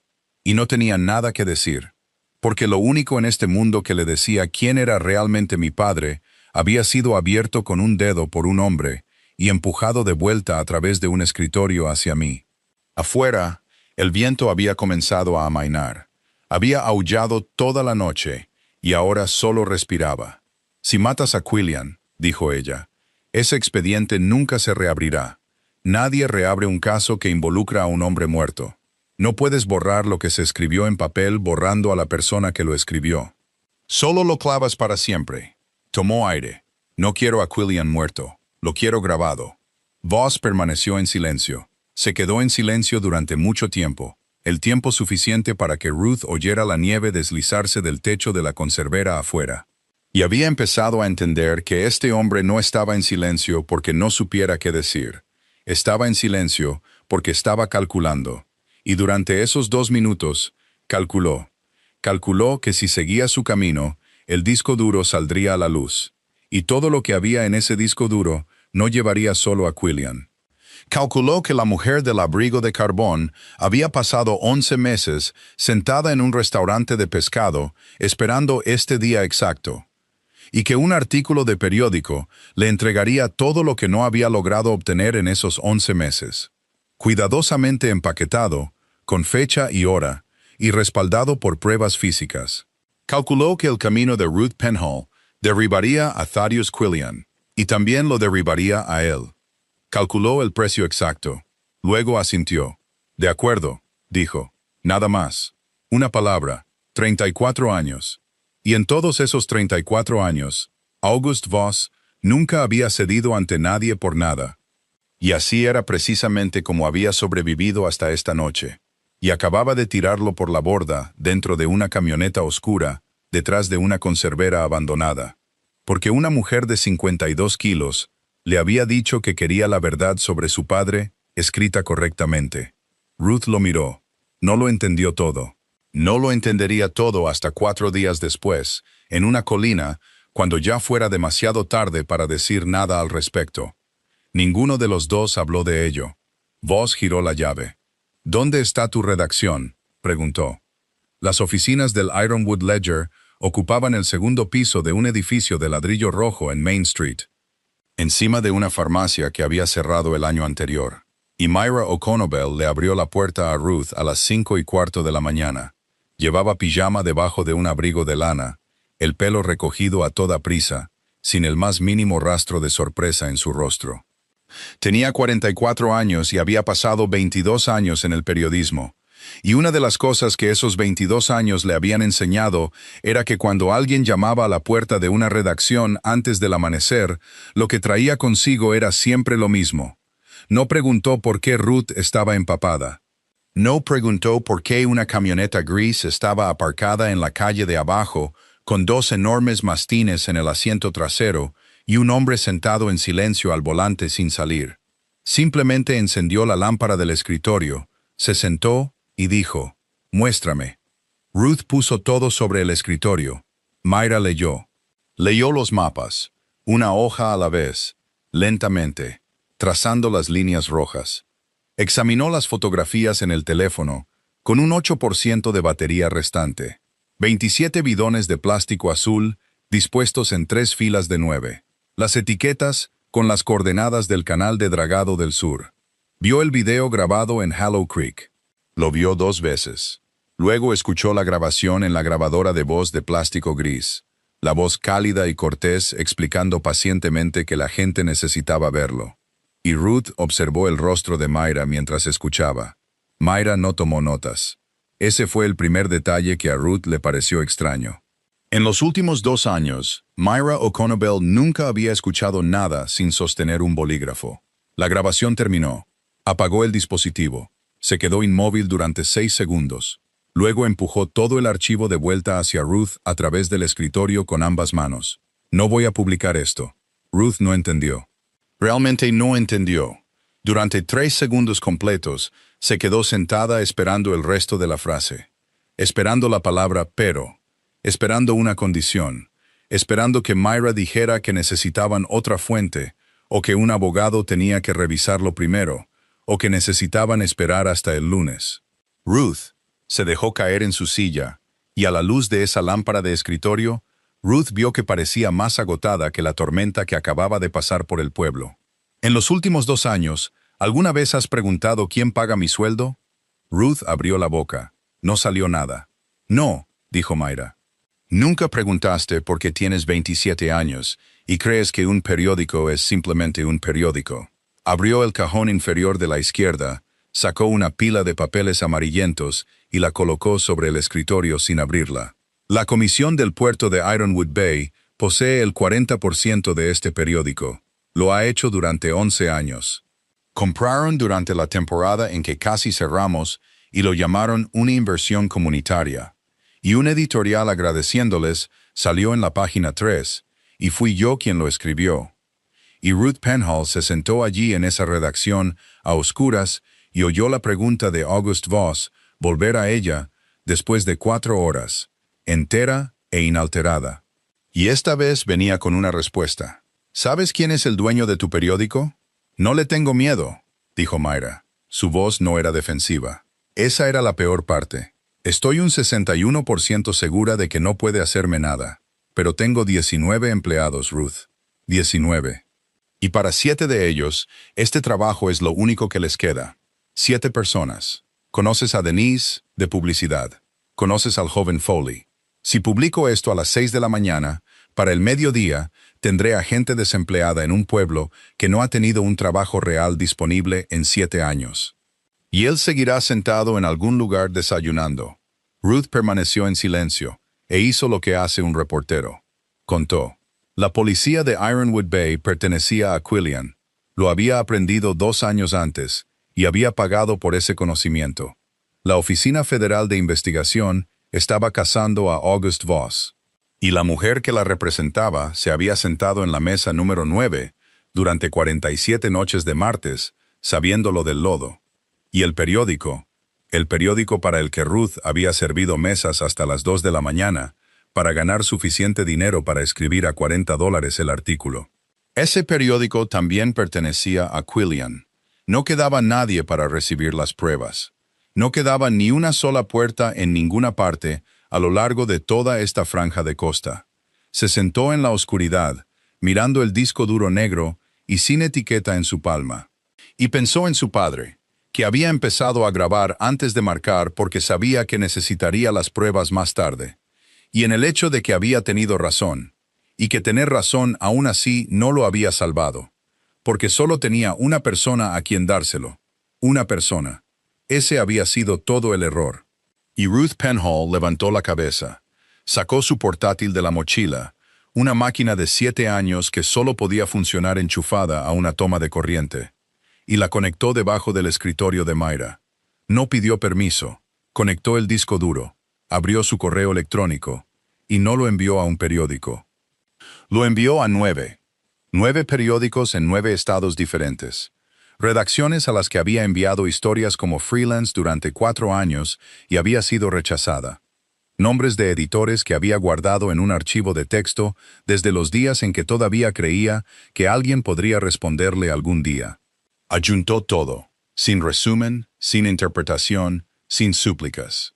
Cada archivo original intacto y con fecha y hora. 9 copias idénticas saliendo de ese pueblo en el mismo momento, a las 5:42 de la mañana.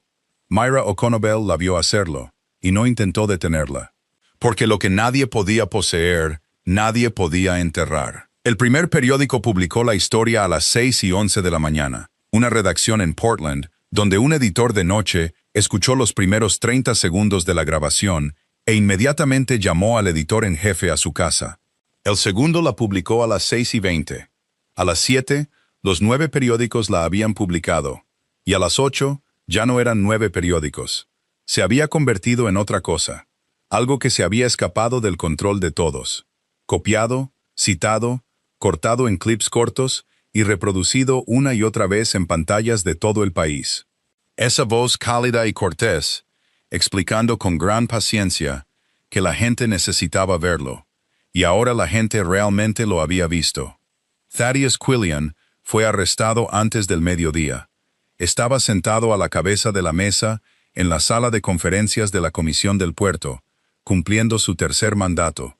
Llevaba un suéter de cachemira gris pálido. Presidía el cuarto punto del orden del día, relativo a la renovación de un permiso de dragado. Cuando entraron por la puerta principal sin llamar, 3 cámaras esperaban en el pasillo cuando lo sacaron. No se cubrió la cara. Ruth recordaría ese detalle más que cualquier otra cosa. La forma en que el anciano levantó la cabeza y miró directamente a las lentes, con la expresión de creer que esto era un malentendido, que se resolvería antes de la cena. Las órdenes de registro se extendieron como agua rompiendo un dique. Para el martes por la tarde, se habían descubierto 14 empresas fantasma. Nombres inofensivos registrados en Delaware, firmas puestas después de la medianoche. Para el jueves, todos los permisos de dragado en 3 pueblos costeros del norte habían sido congelados. Para el final de la semana, 2 miembros de la comisión habían dimitido, y el tercero había volado a Florida antes de ser detenido en el aeropuerto. Why August Voss fue investigado. Comenzó silenciosamente el miércoles por la tarde, sin cámaras ni esposas. Solo 2 vehículos aparcados fuera de la oficina del puerto y cajas de cartón sacadas durante 4 horas seguidas. Priya Ravenel lo tenía todo. Tenía el disco duro, tenía el video de la presa de Hollow Creek. Tenía 11 meses sentada en la mesa número 9, y ahora tenía todo lo demás que una investigación federal podía descubrir una vez que se le había dado una razón para empezar a cavar. Él lo había sabido. Lo había sabido desde el momento en que asintió dentro de la camioneta oscura detrás de la conservera. Y lo había calculado en el precio antes de pronunciar esa única palabra, y nunca se lo volvió a mencionar a Ruth. Luego, el viernes, la bahía reabrió. La prohibición de pesca se levantó a las 4 de la tarde del jueves, después de que el Estado recogiera muestras de lodo reales. Muestras genuinas, por primera vez en 7 años. Y el viernes por la mañana, 9 barcos salieron bajo la luz gris plateada de enero. Regresaron cerca del mediodía. Ruth estaba de pie al final del muelle, y lo oyó antes de verlo. Un sonido que el pueblo había olvidado. Vítores. Los niños corrían por el muelle. Una multitud entera de ellos, algunos con piernas cortas, otros con piernas largas, gorros de lana deslizándose hacia la nuca. Corrieron, señalaron hacia la bahía y gritaron cuando el primer barco dobló el cabo. Y la gente lo vio navegar bajo en el agua. Bajo porque estaba pesado, bajo porque sus bodegas estaban llenas. Sonó la sirena de un barco. En algún lugar detrás de ella, los adultos comenzaron a aplaudir. Una niña de unos 7 años, con el pelo trenzado a ambos lados, se giró, vio a Ruth de pie allí y la saludó sin ninguna razón en particular, excepto que este era el tipo de día en que la gente saludaba. Ruth le devolvió el saludo, mucho después de que todos los niños se hubieran ido corriendo. Esa noche, todavía se presentó a su turno de las 6 en el Gull and Anchor. porque la próxima factura del hospital aún vencía el día 11. Y una historia publicada en 9 estados no le había pagado ni un solo céntimo. El restaurante estaba más lleno de lo que lo había visto en 3 años. Estaba limpiando la mesa número 7 cuando un anciano se le acercó. Tenía unos 70 años. Llevaba un chaleco salvavidas descolorido, sus manos aún mojadas. Y Ruth reconoció su rostro, pero no sabía su nombre. Uno de los hombres que se sentaban en la barra cuidando una sola bebida durante toda la noche. No dijo nada. Puso un pescado sobre la mesa frente a ella. Sin envoltorio, sin periódico, solo un bacalao, con el agua de mar aún brillando en sus escamas, colocado directamente sobre la superficie de madera que acababa de limpiar. Luego le dio un solo asentimiento, se dio la vuelta y salió por la puerta. Ruth se quedó allí con el paño de limpieza en la mano. Era el primer pescado capturado en esta bahía en 7 años. Se sentó en la silla frente a él y lo miró fijamente durante mucho tiempo. Y no había llorado en el puerto. No había llorado en el almacén. No había llorado cuando oyó la voz de su padre dentro de un edificio de almacenamiento en frío a 10 grados bajo cero. Pero lloró allí, dentro de un restaurante ruidoso, frente a un pescado. Cota y Vesper se recuperaron en la clínica del Dr. Whifford Ashgrove en North Harbor Road. Y ella le dijo a Voss que se recuperarían por completo. Solo necesitaban tiempo. Tiempo. Por primera vez en 34 años, August Voss descubrió que lo tenía. La llamada llegó a las 9:15 del sábado por la mañana. Y la persona que llamaba era Denise, del departamento de facturación del asilo de Bayside. Una mujer con la que Ruth había hablado una vez al mes durante 7 años, siempre sobre lo mismo, sobre cómo necesitaba unos días más. Esta vez, Denise no dijo nada sobre unos días más. Dijo que la cuenta de la señora Penhall había sido pagada. Ruth preguntó cuánto se había pagado. Denise dijo 18 meses. Ruth estaba de pie en el pasillo de la lavandería debajo de su habitación alquilada, todavía sosteniendo su cesto de la ropa, y se oyó a sí misma preguntar por ese número 3 veces. $55,200, pagados en su totalidad. Transferencia bancaria, sin nombre de remitente. Solo un código de transacción y una línea de concepto en blanco. Llegó a Bayside en 40 minutos, y le imprimieron el recibo, y lo sostuvo en sus manos, y se sentó en la silla de plástico fuera del pasillo durante 20 minutos, sin poder leer una sola palabra, porque ese número era 3 años y medio de turnos de noche. 4,200 mesas. Todo por lo que había dejado de dormir durante más de 7 años, y alguien acababa de borrarlo con el clic de un ratón, tan fácilmente como borrar una nota innecesaria. Luego vino la ira. La oficina del puerto todavía tenía sellos federales en ambas puertas delanteras. Así que Voss estaba trabajando en la trastienda, dentro del pequeño espacio con la cocina, donde durante 10 años solo se había permitido entrar a 3 personas.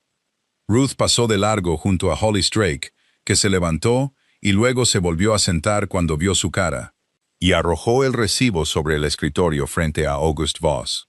No lo aceptaré. Él miró el papel. No lo tocó. No fui yo, dijo. No me mientas. Y él levantó la vista. Ruth había visto esa cara muchas veces durante la última semana, contra el suelo de hormigón de un almacén abandonado, en la camioneta bajo los faros en la cabecera de la presa, y había aprendido a leer el vacío en ella. Esta vez había algo allí. No era ira, era algo más fino y afilado, algo cercano a la ofensa, y vivía en su voz más que en su rostro. Penhall, dijo. Yo no miento. Una pausa. Puso la mano a la que le faltaba una falange del dedo meñique muy ligeramente sobre el escritorio. Hago muchas cosas. Has leído 9 artículos de periódico sobre las cosas que hago. No voy a discutir ni una sola palabra de ninguno de ellos. Otra pausa. Pero no miento. Eso es todo lo que tengo. Ruth se quedó allí y comprendió que era verdad. Lo comprendió de la manera en que la gente entiende algo que ha sabido durante mucho tiempo, pero que nunca ha estado dispuesta a nombrar. Porque a este hombre se le habían dado 10 oportunidades durante la última semana para mentirle sobre cosas mucho más grandes que esta. Y no había aprovechado ni una sola. Había dicho, sí, estuve allí. Había dicho, sí, no lo ayudé. Ella bajó la mano. ¿Entonces quién? Dijo. Voss cogió el recibo. Lo levantó. Lo inclinó hacia la luz de la ventana y lo leyó. Leyó el código de transacción. Ruth lo vio hacerlo, y vio cómo el cambio ocurría pieza por pieza. Sus ojos se detuvieron en algún lugar en medio de la cadena de caracteres. Permanecieron allí, luego volvieron al principio y leyeron toda la línea de nuevo, más lentamente, una segunda vez, luego una tercera. Y el rostro de August Voss cambió. Ruth nunca lo había visto, ni una sola vez durante los últimos 7 días.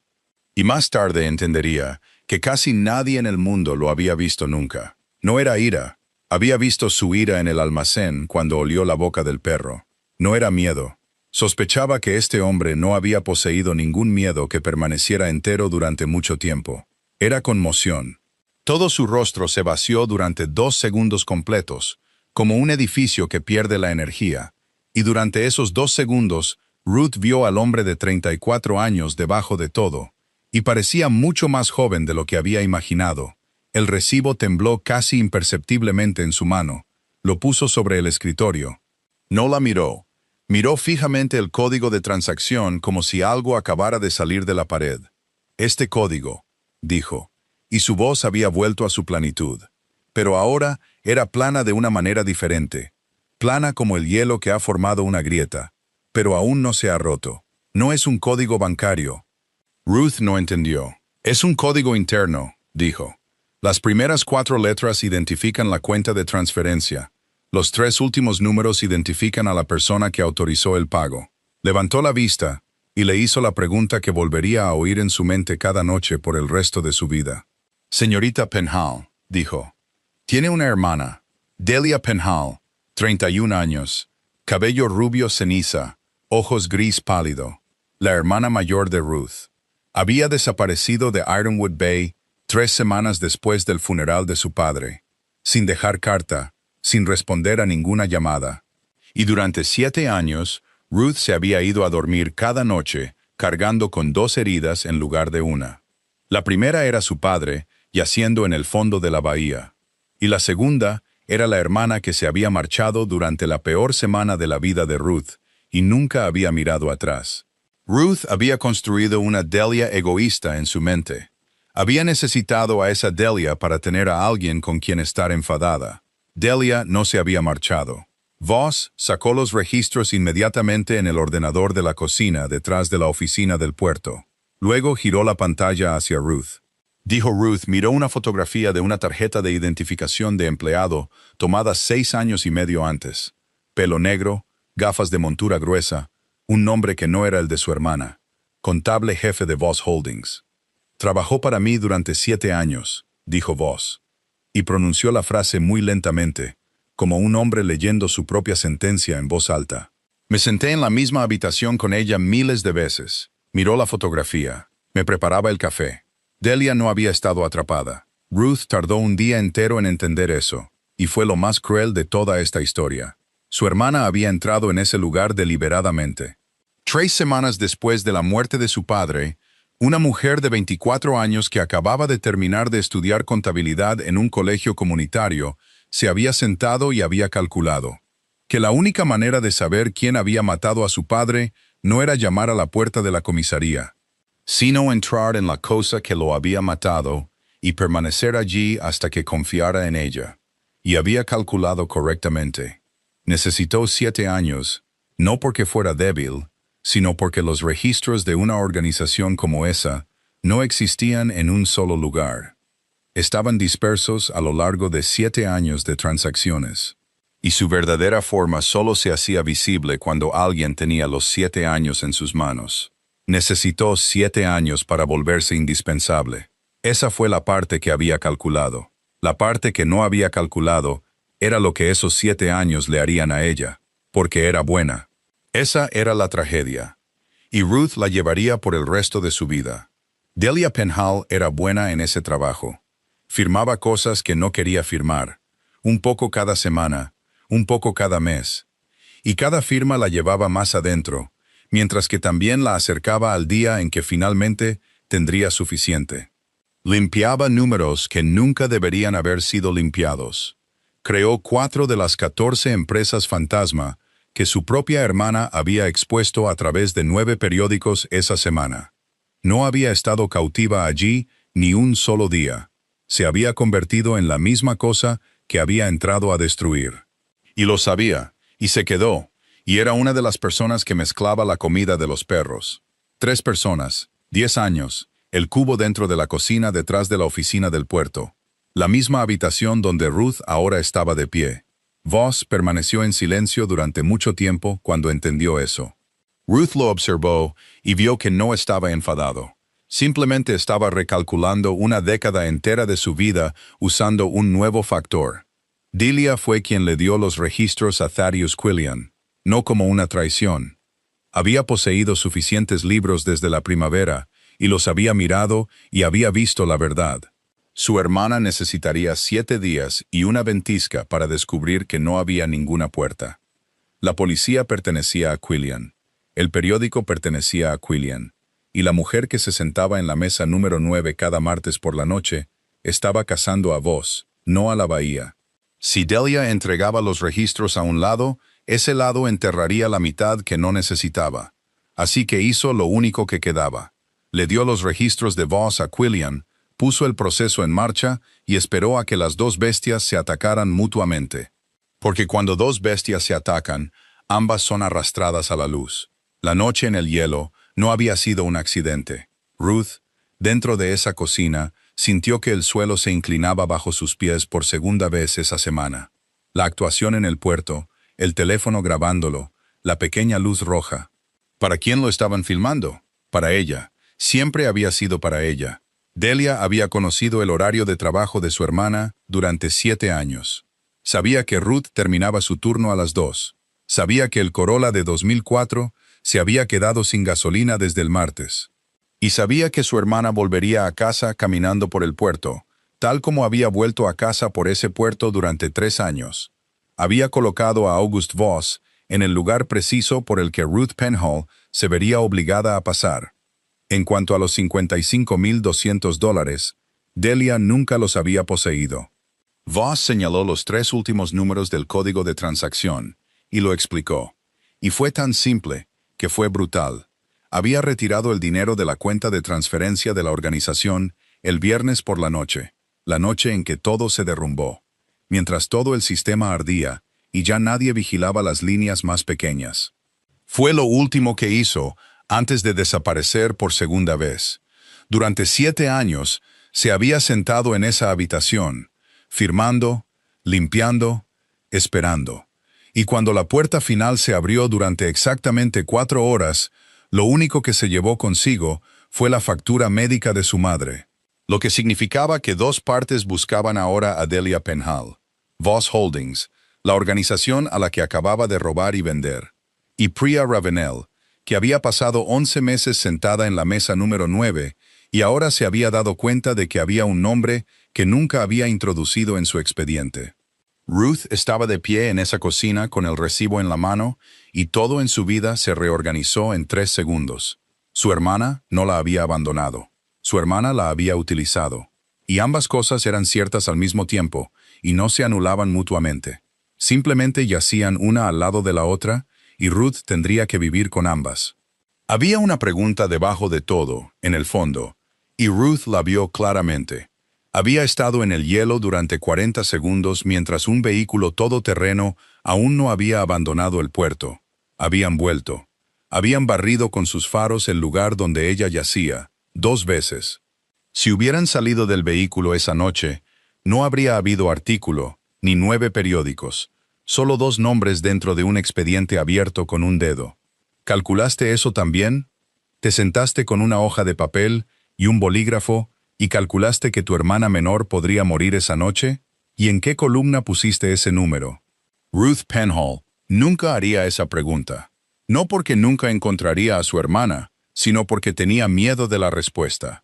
Y porque una parte de ella ya sabía que si Delia respondía honestamente, la respuesta sería sí. 4 días después de la tormenta, subieron a la colina de Marrow Point antes de que saliera el sol. La nieve se había adelgazado allí.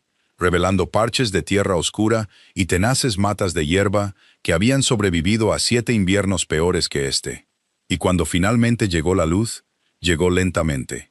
Un oro pálido extendiéndose por la superficie de la bahía antes de arrastrarse de nuevo hacia arriba a través de las ramas. Y por un momento perfecto, todo lo congelado en esa colina se convirtió en cristal.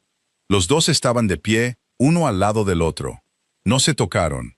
Estaban lo suficientemente cerca como para sentir el calor del otro en el aire bajo cero. La gente dice que vas a ir a la cárcel, dijo Ruth. 18 meses, dijo Vos. Quizás más. ¿No tienes miedo? Él miró hacia la bahía durante mucho tiempo. Tanto tiempo que ella pensó que no respondería. Y debajo de ellos, 3 barcos pasaban por la boca de la bahía, navegando altos en el agua porque sus bodegas aún estaban vacías. Y volverían al mediodía, navegando bajos. Pasé 34 años aferrándome a cosas que nadie podía quitarme. Una pausa. Resulta que lo único que quería conservar era lo único que no tenía derecho a conservar. Ella no preguntó a qué se refería. Ya lo sabía. Lo había sabido desde la noche en que él asintió dentro de la camioneta oscura, detrás de la conservera, y pronunció esa única palabra. De acuerdo. Y lo sabría durante los 18 meses. Cada vez que pasara por la oficina del puerto, cerrada con llave. El viento cambió de dirección. Él metió la mano en el bolsillo de su abrigo, y ella la oyó tocar la tela, ese objeto duro y redondo. 4:11, dijo él sin volverse a mirarla. Esa fue la hora en que murió mi madre. Yo tenía 11 años. Ruth se quedó quieta. Detuve el reloj porque pensé que si lo detenía, entonces no habría sucedido todavía. Retiró la mano del bolsillo. Estaba vacía. Sucedió de todos modos. No hubo recompensa. Eso fue lo que Ruth Penhall entendió más claramente mientras estaba en esa colina. No hubo cheque, ni oferta de trabajo de una importante redacción en Boston. Nadie llamó a su puerta para darle nada. La historia se publicó en 9 estados y le pagó exactamente $0 porque la había enviado gratis a las 5:42 de la mañana. Y volvería a hacer exactamente lo mismo si tuviera que hacerlo. Seguía siendo pobre. Seguía trabajando en el turno de noche de las 6 en el Gull and Anchor. Seguía llevando el mismo delantal. Seguía llevando el mismo cuchillo de pelar en el bolsillo. El coche de 2004 seguía aparcado fuera de la lavandería y seguía necesitando una correa nueva. Pero dormía 6 horas por noche. Esa fue toda la recompensa, y fue suficiente. Porque durante 7 años no había dormido más de 4. ¿Qué harás?, preguntó él. Ruth consideró la pregunta más de lo que merecía. Pensó en 9 redacciones en 9 estados diferentes. En Portland, en lugares donde una persona podía empezar de nuevo y nadie conocería el nombre de su padre. Luego pensó en su madre en Bayside y en una hermana en algún lugar ahí fuera, con 2 bandos cazándola, y en una niña, con el pelo trenzado a ambos lados, que había saludado a Ruth desde el muelle, porque era un día en que la gente saludaba. «Quedarme», dijo. Escribir sobre lo que pasa después de que los titulares desaparecen. Detrás de ellos, Cota y Vesper estaban sentados juntos en la ladera, alerta, pero relajados. Sus 2 colas barrían lentos arcos sobre la fina nieve. Llevaban collares nuevos, de cuero grueso hecho a mano, que aún conservaban su olor fresco. Ruth se agachó y vio una pequeña placa de acero en cada uno. Y cada placa llevaba una sola palabra grabada: Marrow, el barco de su padre. Lo miró fijamente durante mucho tiempo. No preguntó por qué. Había empezado a entender que algunas deudas nunca se pronuncian en voz alta. Que este hombre nunca le diría que sentía tener razón, nunca explicaría por qué no había ayudado, nunca ofrecería palabras capaces de deshacer nada.